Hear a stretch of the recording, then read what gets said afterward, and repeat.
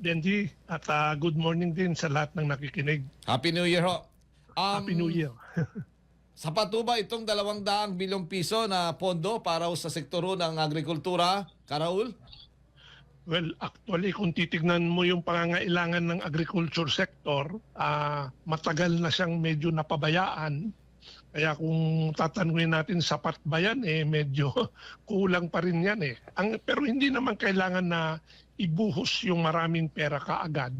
Pero kailangan tuloy-tuloy yung pagsuporta at palaki ng palaki habang umuunlad yung sektor. Aalalayan ng budget. No? Kaya bagamat masaya kami na nadagdagan yung budget ng Department of Agriculture, kung titignan natin itong mga nakaraang taon, malaki na rin naman ang budget ng DA, no?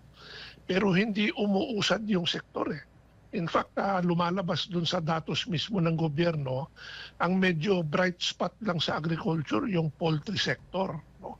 Pero yung crops, yung hogs, fishery at saka forestry, pababa yung kanilang production, no? Himbis na umuusad, either hindi lumalaki o kaya bumababa pa. Kaya ang malaking question is, okay, dadagdagan mo yung pondo ng gobyerno, ng DA, paano natin makakasiguro na magkaroon yan ng tamang benepisyo at impact sa sektor?